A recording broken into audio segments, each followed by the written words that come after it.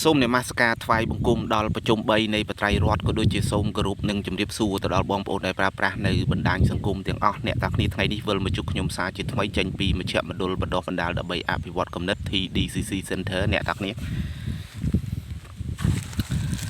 នឹងហើយអ្នកទាំងគ្នាថ្ងៃនេះឆ្លើយសំណួរបងប្អូនយើងមួយអ្នកទាំងគ្នាហើយសំណួរនេះរៀងប្លែកបន្តិចអ្នកទាំងគ្នានឹងហើយមនុស្សមួយចំនួនគឺនឹកស្មានអត់ដល់អ្នកទាំងគ្នាតាក់ទងជាមួយនឹងបទចម្រៀងពីអតីតកាលអ្នកទាំងគ្នាហើយប្រធានបទនេះខ្ញុំឆ្លើយនឹងចែកម្លែកនេះទុកជាការគេហៅថានឹងហើយជាការនិយាយលេងផងដែរអ្នកទាំងគ្នាឲ្យអ្នកទាំងគ្នាគិតពិចារណាអ្នកទាំងគ្នាអញ្ចឹងគាត់សួរថាហេតុអ្វីបានជាបទចម្រៀងពីសម័យដើមហ្នឹងមិនសាបសូន្យអ្នកទាំងគ្នាមិនសាបសូន្យអ្នកទាំងគ្នាយើងដឹងហើយថាកាលណាយើងនិយាយអំពីបទចម្រៀងពីសម័យដើមគឺយើងនិយាយអំពីបទចម្រៀងកាលជំនាន់លោកតាសិនស៊ីសមុទ្ររហូតមកដល់ក្រោយនេះមកដល់ជំនាន់លោកតាកែវសារ៉ាត់ហើយរហូតមកដល់លោកណយវ៉ាណេតជាដើមអ្នកទាំងគ្នាណយវ៉ាណេតជាដើមអ្នកទាំងគ្នាអញ្ចឹងហេតុអីបានជាចម្រៀងរបស់គាត់ហ្នឹងណាគឺអត់សាបសូន្យអ្នកទាំងគ្នាយើងដឹងហើយថាមកទល់បច្ចុប្បន្ននេះគឺឃើញមានមនុស្សជាច្រើនយកមកច្រៀងសារឡើងវិញអ្នកទាំងគ្នាយកមកច្រៀងសារឡើងវិញហើយនៅក្នុងកម្មវិធីផ្សេងអ្នកទាំងគ្នាក៏គេអាសាយកបទពីដើមហ្នឹងមកច្រៀងច្រើនមែនទែនអ្នកទាំងគ្នាច្រៀងសារឡើងវិញអ្នកទាំងគ្នាច្រៀងសារឡើងវិញទាំងនៅក្នុងបណ្ដាញសង្គមផ្សេងអ្នកទាំងគ្នានៅក្នុងបណ្ដាញសង្គមផ្សេងអ្នកទាំងគ្នាហើយខ្ញុំវិភាគនេះគឺខ្ញុំវិភាគតាមអ្វីដែលខ្ញុំមើលឃើញចឹងម្ចាស់សនួរក៏ដូចជាបងប្អូនដែលស្ដាប់ទៅបើគិតថាវាសមហេតុសមផលក៏យកបើអត់គេទេគឺទៅតាមនឹងទៅអ្នកទាំងគ្នាពីព្រោះខ្ញុំមិនមែនជាអ្នកជំនាញខាងវិភាគអីទេអ្នកទាំងគ្នាជំនាញខាងវិភាគអីទេអ្នកទាំងគ្នាអញ្ចឹងទី1សំឡេងអ្នកទាំងគ្នាសំឡេងអញ្ចឹងយើងដឹងហើយដែលដោយលោកតាសិនស៊ីសមុទ្រ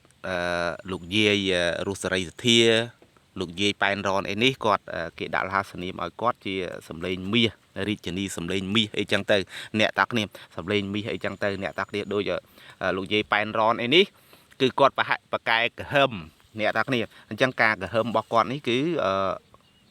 បានន័យថាស្ដាប់ទៅគឺ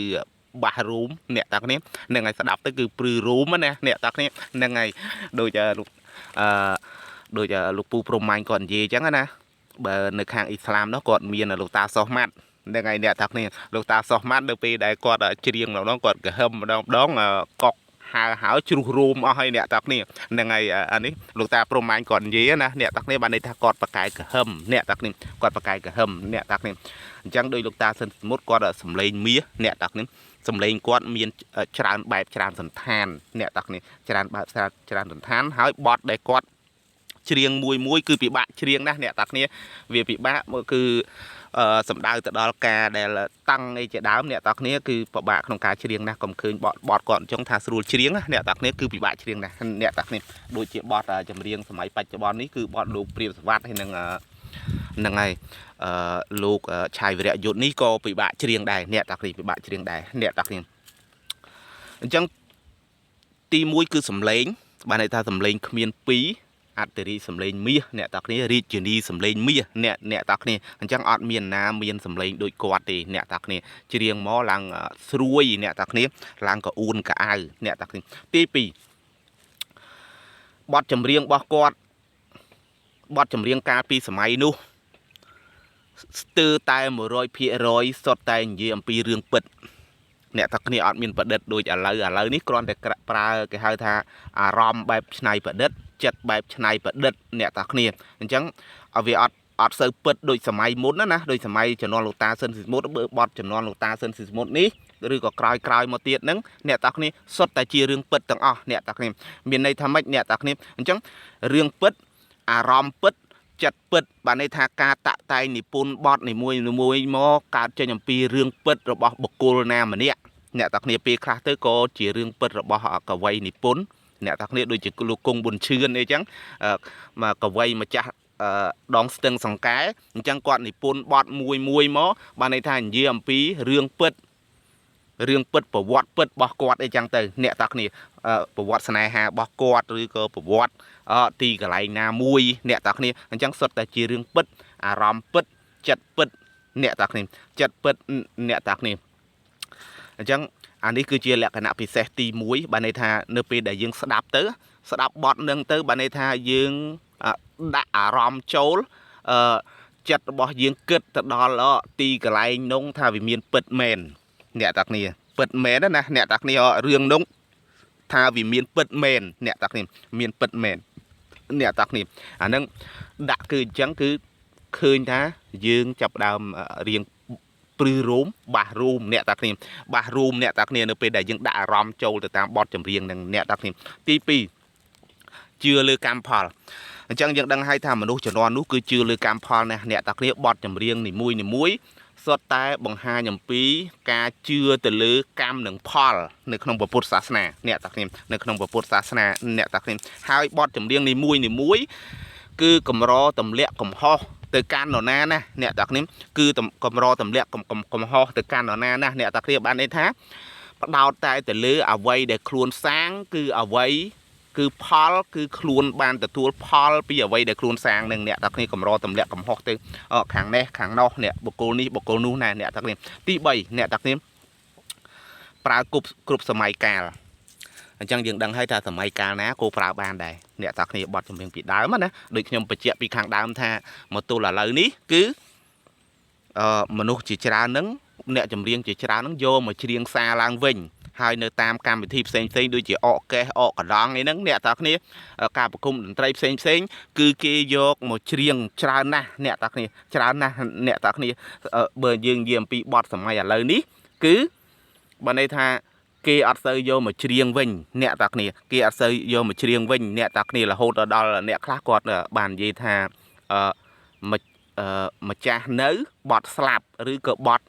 នៅម្ចាស់ស្លាប់អញ្ចឹងបត់នៅម្ចាស់ស្លាប់បានន័យថាបត់ចម្រៀងពីដើមហើយម្ចាស់នៅបត់ស្លាប់បានន័យថាបត់ចម្រៀងសម័យបច្ចុប្បន្នអ្នកតាគ្នាបានន័យថាល្បីមួយឆាវមនុស្សគឺចង់ស្ដាប់មួយឆាវណាអ្នកតាគ្នាអញ្ចឹងក៏បាត់ទៅអ្នកតាគ្នាក៏បាត់ទៅអ្នកតាគ្នារីឯបត់ចម្រៀងសម័យពីដើមគឺអត់ទេបានន័យថាម្ចាស់ស្លាប់មែនម្ចាស់បត់ស្លាប់មែនប៉ុន្តែបទចម្រៀងនឹងនៅបន្តមកគ្រប់សម័យកាលទាំងអស់អ្នកតាគ្នាហើយបទពីដើមអ្នកតាគ្នាបទមួយចំនួនគឺរាំសបាយណាស់អ្នកតាគ្នាមានបទអីដែលរាំសបាយដូចបទពីដើមអ្នកតាគ្នាដូចជាបទចង្វាក់ទ្វីអីអ្នកតាគ្នាចង្វាក់ឆា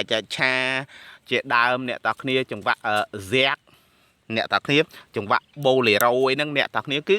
រាំសបាយណាស់អ្នកតាគ្នាឲ្យតែយើងចេះរាំគឺរាំសបាយណាស់អ្នកតាគ្នាហើយពីមុនណាអ្នកតាគ្នានឹងឲ្យខ្ញុំក៏ជាអ្នកចូលចិត្តរាំដែរហើយរាំឲ្យតែបានបត់ពីដើមដូចចង្វាក់ទ្វីហីនេះគឺរាំសបាយណាស់អ្នកតាគ្នារាំសបាយមែនទែនជាពិសេសនៅពេលដែលយើងមានដៃគូអ្នកតាគ្នាដៃគូអញ្ចឹងគឺរាំសបាយណាស់ពីព្រោះបត់ទាំងអស់ហ្នឹងរាំទៅ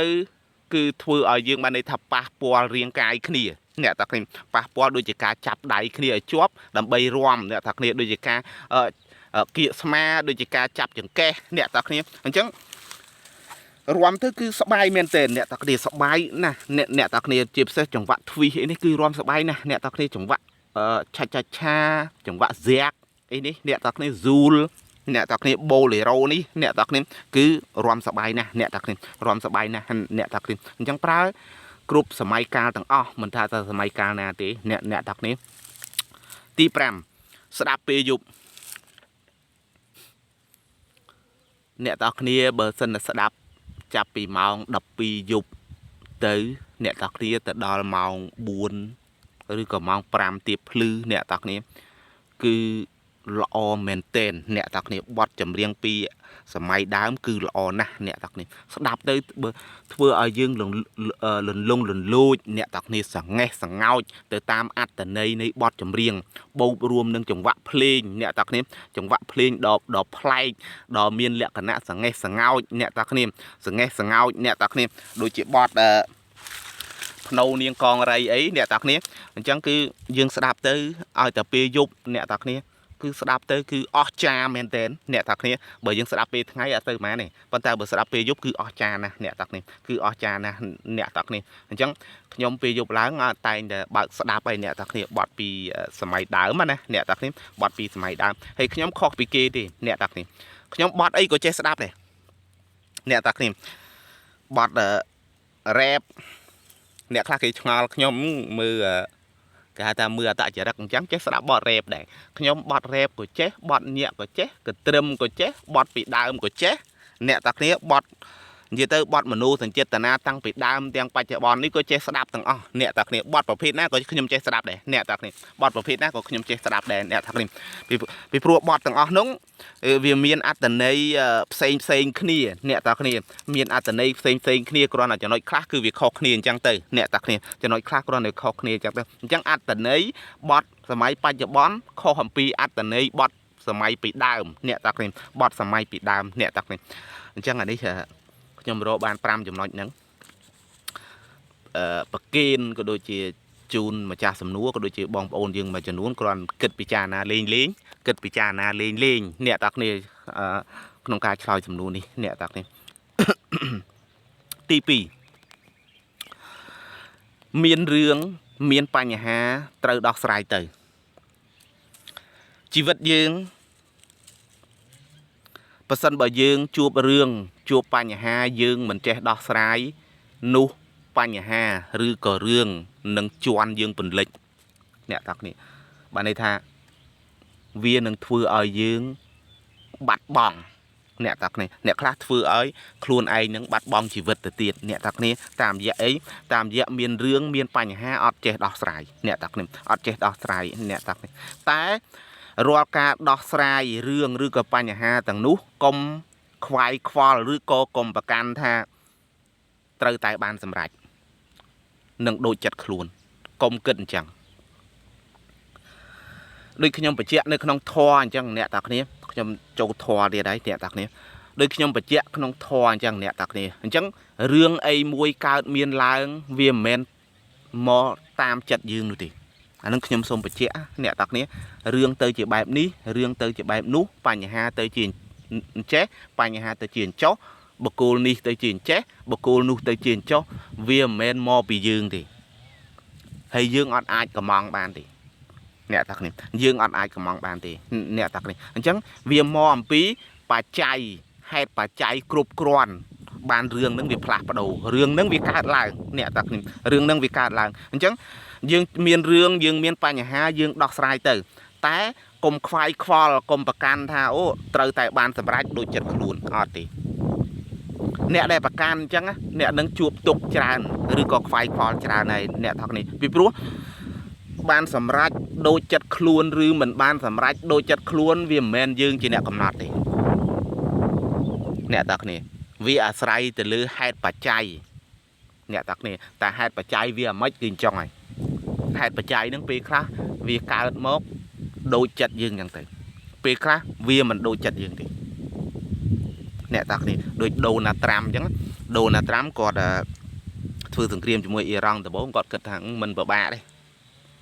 អ្នកតាគ្នាអញ្ចឹងវាមិនមែនដូចចិត្តយើងគិតអ្នកតាគ្នាហេតុបច្ច័យហ្នឹងធម្មៈហ្នឹងវាមិនមែនដូចចិត្តយើងគិតគ្រប់រឿងនោះទេយើងកុំគិតថាចង់ឲ្យតែវាបានដូចអ្វីដែលយើងដោះស្រាយដូចអ្វីដែលយើងធ្វើគឺអត់ទេអ្នកដែលប្រកាន់អញ្ចឹងគឺកើតទុករឿយហើយអ្នកតាគ្នាកើតទុករឿយហើយអ្នកតាគ្នាអញ្ចឹងកុំប្រកាន់អ្នកតាគ្នាអញ្ចឹងដូណាល់ត្រាំគាត់គិតអញ្ចឹងប៉ុន្តែជាក់ស្ដែងវាមិនមែនអញ្ចឹងឯណាអ្នកតាគ្នាអញ្ចឹងវាមិនមែននៅលើដូណាល់ត្រាំហ្នឹងទេនៅលើហេតុបច្ច័យនោះដែលធ្វើឲ្យរឿងហ្នឹងវាជាអនត្តាធម៌វាប្រែប្រួលគិតថារឿងហ្នឹងអាម៉េចបានជាថ្ងៃហ្នឹងវាអញ្ចឹងហើយសាមញ្ញវាបែបនេះហេតុអីបានមកថ្ងៃហ្នឹងវាបែបនោះវិញអ្នកតាគ្នាណែអាហ្នឹងហេតុបច្ច័យអញ្ចឹងវាមិនមែនមកពីយើងវាមិនមែនមកពីតាមចិត្តយើងគិតតាមចិត្តយើងស្មានតាមចិត្តយើងគិតវិភាគអីចឹងវាអត់ទេវាអាស្រ័យទៅលើហេតុបច្ច័យហេតុបច្ច័យតែហេតុបច្ច័យវាតម្រូវយ៉ាងម៉េចគឺវាអញ្ចឹងហើយវាអញ្ចឹងហើយវាអត់មានតាមចិត្តយើងទេបើសិនបើយើងចង់ឲ្យតាមចិត្តយើងគ្រប់រឿងអាហ្នឹងយើងខកចិត្តរឿយហើយអ្នកតាគ្នាខកចិត្តរឿយអ្នកតាគ្នាកើតទុករឿយនឹងឯងអ្នកតាគ្នាអញ្ចឹងហើយបានជាខ្ញុំនិយាយថាខ្ញុំឧទាហរណ៍ថាយើងទៅខ្ចីលុយគេខ្ចីលុយគេកុំគិតថាពិបានបើយើងគិតថាពិបានយើងខកចិត្តហើយយើងត្រូវគិតថាអត់បានផងយើងព្រមទទួលអត់បានផងគិតថាខ្ញុំទៅខ្ចីលុយបកគោលនេះខ្ញុំត្រូវតែបានគិតថាខ្ញុំត្រូវតែបាន đó là từ vì ọt bàn nè bàn mình bán men sạch lư dương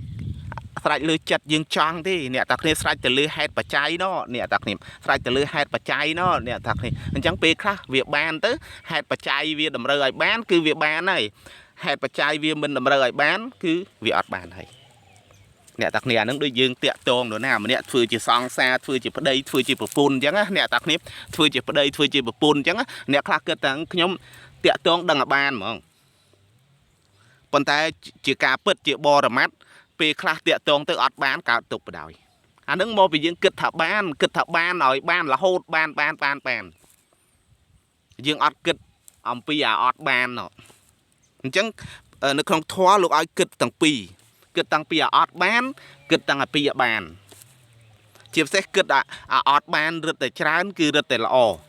nè tạc này kịch à ọt ban rất là chán cứ rất là ồ nè tạc này chẳng hạn đi cứ chia chấm nói đại sầm khán nè tạc này cứ chia chấm nói đại sầm khán nè tạc này nước sau đó đặc biệt nhom kịch à nè tạc này đặc biệt nhom kịch này nè tạc này chẳng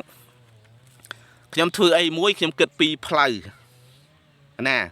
cái nèខ្ញុំគិតពីផ្លូវខ្ញុំគិតបានផងនិងមិនបានផងហើយខ្ញុំគិត